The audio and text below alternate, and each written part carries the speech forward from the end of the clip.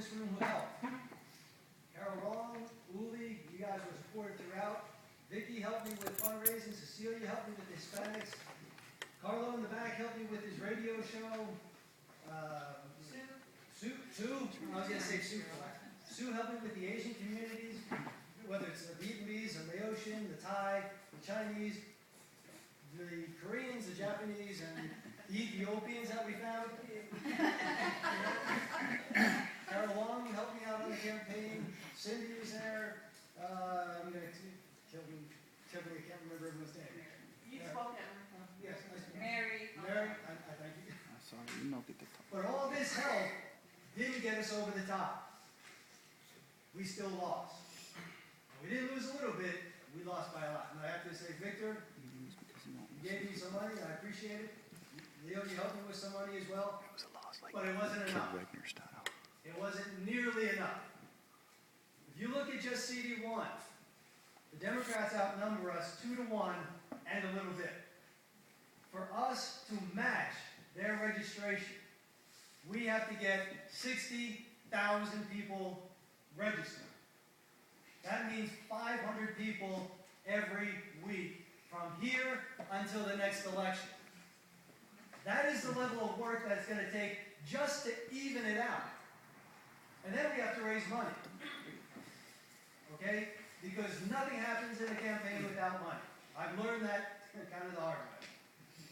A lot of people don't realize. I didn't realize. You can't run a congressional campaign on $35,000. I guarantee you that. Even if you work 7 days a week and you have some really good groups of volunteers, you can't do it. You can't do it in CD1, can't do it in CD4, you can't do it anywhere. You can't do it in the assembly race. And Amy, I met, 6 months ago, we had these great plans for what we were going to do in order to help win. We really were going to try to coordinate things, we were going to get all the candidates together. We were going to try to do everything possible to be unified, organized, and help each other out. And I know you were busy as all heck trying to do your race. I was busy as all heck trying to keep things together and moving them forward. And the reason for it is that neither Amy nor I had the kind of support that we should have gotten from the party. Because the party is not unified, it's not organized, it's not strong enough, it's not funded.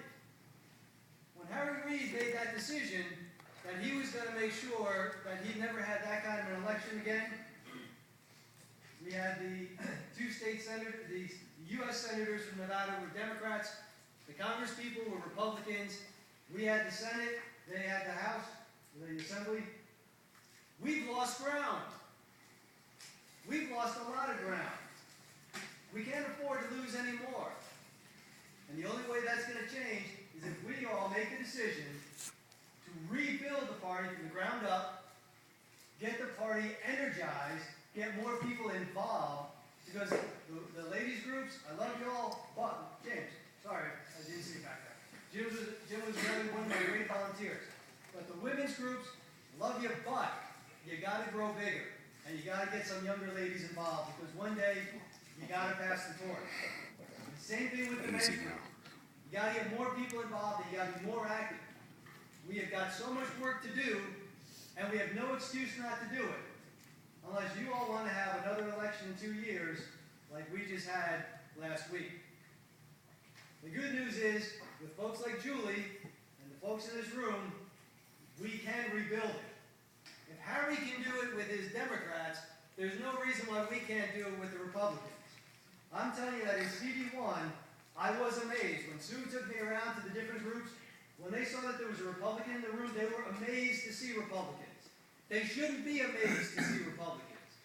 They should wonder when we're not there, how did we possibly miss it? We shouldn't have the problem with the black community or the Hispanic community. They will be receptive to us, but we got to go knock on their doors. We got to do the legwork. We've got to get our butts out of the seats and onto the streets. I can't tell you, walking some of the older neighborhoods on the east side in particular, when they saw that not only was there a Republican knocking on their door, but it was the actual candidate, they didn't know what to say. I had one old guy who was 84 years old, who was on one of those little breathing things. I met him for all of about 2 minutes. He went into his bedroom, came back with $100 and said, son, good luck to you. That guy, quite frankly, gave you more financial support than most of the rest of the people in the entire county. It shouldn't be that way. You know, he was more impressed that a Republican had showed up. I was astonished that he was that surprised. It shouldn't be that way, and it doesn't need. We need to make the decision to rebuild the party, not play games, not do as well as the Democrats, but do better. Because if they can do what they've done in less than 12 years, there's no reason why we can't turn it around on them and do far better by next election. Next election, if history goes correct, they had 80% turnout this time. In 2010, the turnout was about 65%. By next election, we should be able to turn around just about every one of these races across the county and across the state. But it's going to be up to us. Because the Democrats aren't going to do it for us, but Harry Reid will do it to us if we let him. So folks, I hope you will join together. I hope we can unify. Hope we can move forward and make sure that this doesn't happen to us again. Because like I said, losing sucks. Thank you.